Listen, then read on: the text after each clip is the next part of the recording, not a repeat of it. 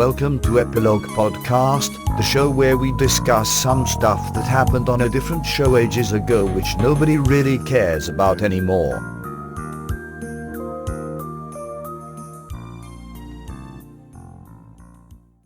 Hi, I'm Portponky. And I'm LeBloc. Today we're discussing Farscape Season 2, Episode 15. Won't Get Fooled Again. John tries to escape from a false reality and receives help from an unexpected source. Scorpius, secret hero. Scorpius is a secret hero? No. Well, in some sense. It's all for his own benefit. He just wants John's brain not scrambled. So he can scramble it. He's saved John's life. But John's life was in danger because of Scorpius in the first place. He said the Scarens are interested in him because he was. Yeah. So they're even, right? Yes. He's actually saved his life multiple times because of this. Well, I'll get into that later. What do you think of this episode? Not a lot happens, but I like it a lot. It's goofy, fun, and we find out some important things. So why did you say not a lot happens? It's mostly the Scarren trying to break John with bizarre imagery and scenes. Okay, yeah, so 90% of the episode was gibberish. Like, it specifically said, yeah, that a lot of this is just rubbish, basically. That the Scarren's throwing at him. Entertaining, though. Yeah, we see a lot of weird stuff, and it's so different from a human reaction. A lot of that is because John knows this isn't real, and so he tests what he could do. That specific concept is... Well, firstly, I think it's a very, very Farscape thing to do. Okay, here's a similar plot line. Well, straight away, he's like, yep, let's go somewhere I haven't gone, check the paper, try and find out... I love those details. Yeah, he's trying to find out what the rules are, which is it's refreshing. It's still, even though this show is nearly about 20 years old now, it's still refreshing to see. It's pretty cool that they have him pretty much in the same situation, but then he's testing. He knows what the shortcomings were the first time around, and so he's seeing, all right, where are the cracks here? And the scene where he's talking to Zan Kaminsky and questioning the purpose of it because it seemed realistic, but then his friends appeared, which made it the whole thing farcical. The one detail I don't like about that bit, well, I like it. It's just, I think it would have been better if they had more of the crew playing against type. Zan as a psychiatrist, it's a really obvious parallel to the role she plays on Moya. I would have preferred Dargo or Chiana in that role. Just, it would be weird. It's not bad how they did it. But I think more strangeness would have been good. Were they all playing in line with their personalities? Not all of them, but that one really was on the nose. Also, to go against what I just said, I love that Crace was as ineffective here as he is in real life, or in John's real life. This is easily my favorite Crace appearance.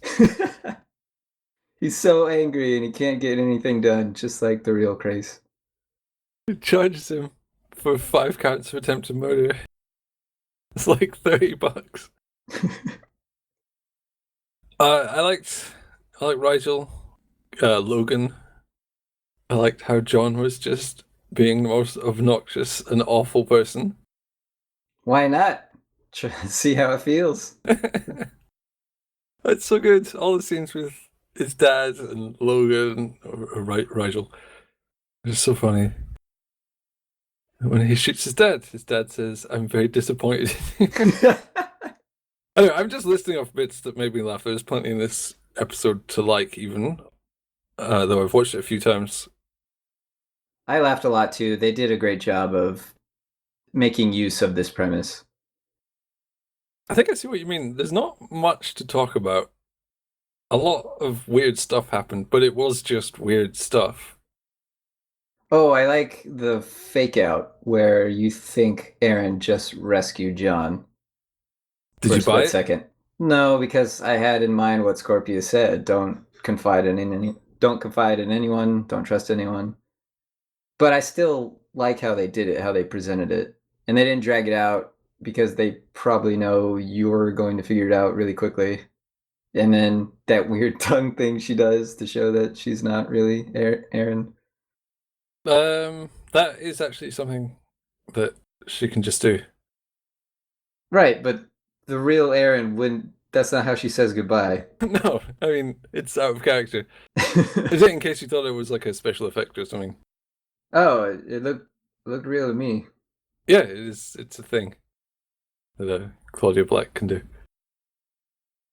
What I like about this episode and the show in general is it gives the audience the benefit of the doubt. They A will- lot. Yeah, and that's good. They I don't love it. labor on twists which are predictable. They don't go out of their way to explain everything all the time. Like, there's so much stuff in this episode that didn't really explain, and they're not going to. It's just you have to interpret it your own way. In some way, you could say this is one of the most Farscape episodes we've had so far. Why? Why do you say that? Because it's playing on loads of stuff. It's completely riffing on a previous episode that a lot of the viewers, if you're watching it on television, they may not even have seen. This show did not do well on television. So it's leveraging random plot points previously. It's keeping ahead of the audience's expectations at every turn. And then it's got a bunch of dark, weird stuff at the end. And plenty of humor peppered throughout. Yeah, the funny bits are funny, the disturbing bits are disturbing. And there were actually quite a few of them. For all that we're saying, it's very funny. All that stuff with his mum was unsettling. As he said, it's cruel. That's messed up, man. Yeah, it was fun and games until they took it too far. The Scarran did. The big revelation is that John has something in his head. A brain and a microchip. Which is a plot point you specifically ruled out in a previous podcast. Well, I guessed it and then took it away. I took it away because I didn't want it to be what it was, but there's a slight twist on what I thought it was. I thought it was a direct link between Scorpius and John, which I don't like. That's not what this is. It's a clone of Scorpius inside of John's head and can mess with him that way. I like that a lot. I've been asking in the previous few podcasts if you've noticed things, because it's cropped up about 3 or 4 times. You didn't All pick the up on visions. it. No, not more than that. So remember on the Royal Planet, he was on the ship that was exploding, and he jumped out the airlock? Yeah. Who was it that told him to do that? I don't remember. It was Scorpius.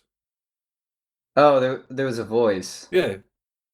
Okay, that was Scorpius trying to preserve John. Yeah, it was Scorpius's voice. And similarly, when they first met Scorpius at the Royal Planet, it had the flashback of the chip getting injected into his head. Right. But it was mixed in with other flashbacks. So it's not obvious immediately that that's something you haven't seen before. I wanted to rule out a chip in his head because I thought it was a bad idea, but they did it elegantly. in that it's not a direct link. A direct link would be strange. Why would you think that? It's an odd way to Why would I think he had conceptualize it. Scorpius in his head, I suppose, just hanging out with his brain?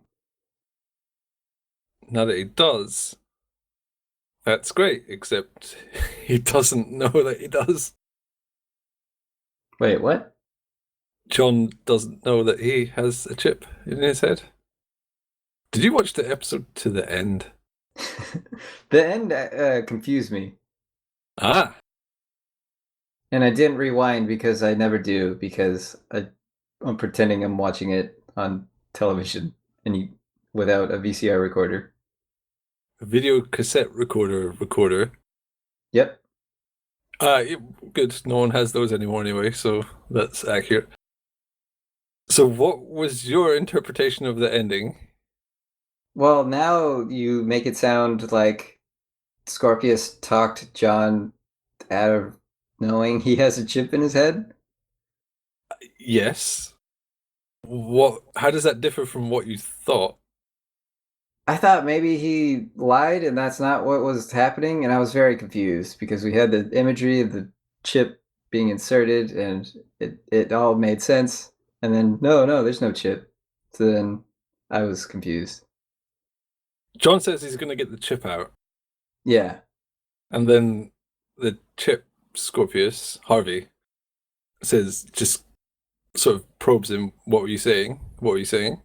And John starts stuttering really badly, and then says he doesn't know what he was talking about. Oh, okay.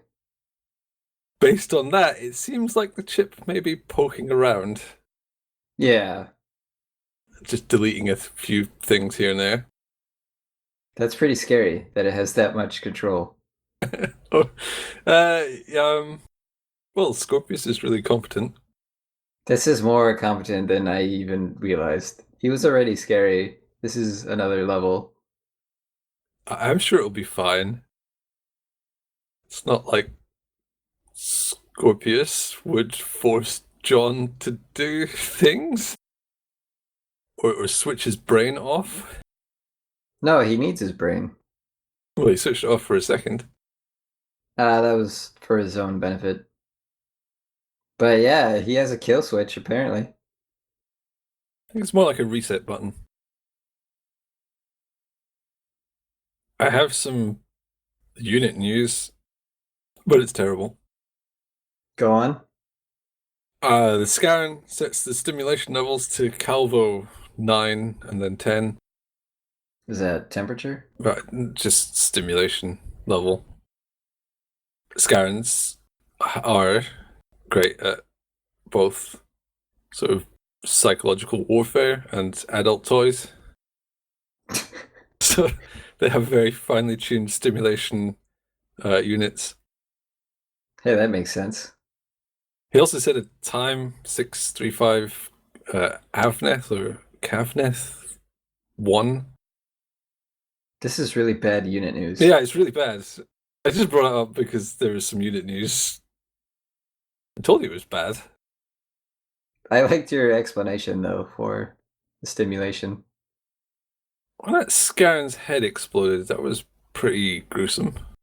And awesome. Yes, it was also awesome. I like that Scarans are hard to kill to the point where they won't even remove your weapons. That's really intimidating. It's a nice detail.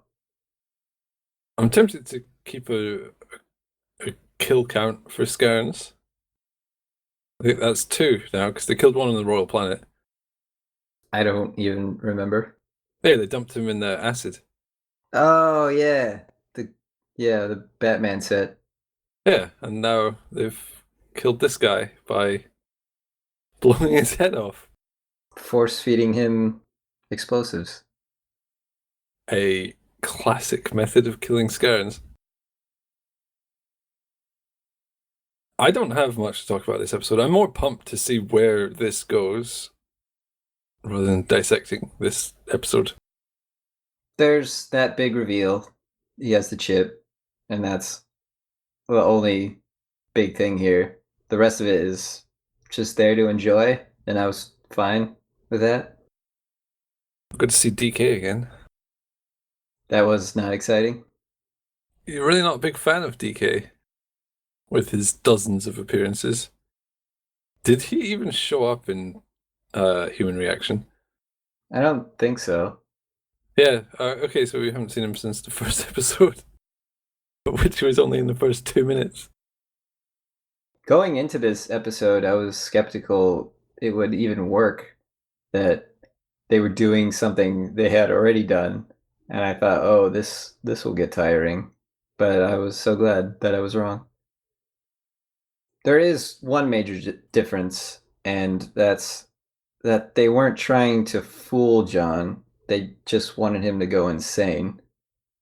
It's still the same premise. Long-running shows often end up with the same stuff happening. Like, I bet The Simpsons has a bunch of episodes which are remarkably similar at this point. There are so many episodes where Marge gets mad at Homer and threatens to leave. Yeah. So it's kind of bold to just say, hey, well, we're doing this again, but this time the character knows because he's been through it and he's going to just basically make a mess of everything and try and make it terrible for everyone. I think 2 is enough, though. I don't want to see him get trapped in an Earth simulation every season. I was just about to say that. I do not want this to be an annual thing. He mentioned Maldus. Not his style. It's great that he has a list of people. Well, it was actually just 2, but... A list can have 2 items on it. Yeah, it's technically a list. That's the one requirement. Could it be a list of 1? I don't know if that qualifies. Would 1 card be a deck of cards? No. But would 2? Wait, doesn't deck imply it's whole? Yeah. Card game with only 2 cards. Then yeah. It's a card game where only one person handles the cards, and there are only 2. So the cards are people trying to eat his brain. What? How did you make that leap? What is happening? I'm lost. Anyway, how about you share a quote with us? I'm sure you have one. I think this is the longest quote I've ever selected, so here goes. Freeze! You're under arrest. You have the right to the remains of a silent attorney. If you cannot afford one, tough noogies. You can make one phone call. I recommend Trixie, 976-555-LOVE. Do you understand these rights as I've explained them to you? Well, do you, punk? Then I can't arrest you. Yeah, I was waiting for you to say no. Yeah, I like Grace. Having him not as an antagonist is the best thing that ever happened to his character. This is the best use of Grace. It's just some random wildcard guy that none of them like and no one trusts. Okay, out of context here because it's mostly just his image, but he's lovable. I maintain that he's like a cool uncle. An uncle who thinks he's cool. Yeah, that's what a cool uncle is. Oh, there's no legitimately cool uncles? You put me on the spot here. I hadn't really thought this out completely. I think I like Grace more than you like Grace. I like Grace in this episode. That's not a high recommendation. Sure it is. This is a good episode. Yeah, but I mean, all the other appearances don't count for very much for you then. But all those appearances build to this one. So it was worth it? Yes. Grace was worth it. You have to suffer through Grace to get fever dream Grace. He's alright. Only in heels. Why was he wearing heels? I don't know. There was all this weird, slightly sexual imagery in a lot of the latter part of this episode after the bondage stuff. Yep, Rigel in a gimp suit. Yeah, but you didn't think you'd see that when this show started. No, I did not. Well, there you have it. Now you'll never forget it. That's probably true. That would make me go insane. That's where I would break. Oh, I do have some trivia for that. That scene with the BDSM type stuff was filmed by Bren Browder. He was operating the camera because they couldn't get a camera guy to shoot it on top of his body. I don't know why they didn't just get a camera guy that had legs roughly like Ben Browder's legs. Like, it's not, he's got jeans and stuff on. Why is it so important that they had his actual legs in the shot? I don't know, but it was. And he was using the camera. I like that. I'm glad that happened. They maybe just didn't think, hang on, no one's going to recognize his legs. Or maybe just none of the camera guys were, like, physically like him.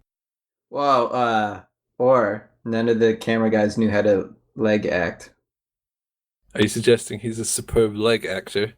Yes, he pulled it off. Or he didn't pull it off. His pants stayed on. That was some fine leg acting. Maybe they just put a camera on him and said, hold this. Maybe it's not that hard. Well, they're feeling up on his legs. You can't be squirming and weird. Well, Leg acting. is that really acting, though? Yes, it's leg acting. Get whipped by a puppet. Don't squirm.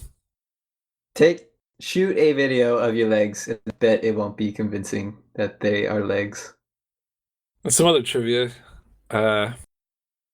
Virginia Hay and Chloe Black and Gigi actually said they never got treated better on set than when they were wearing the leather stuff.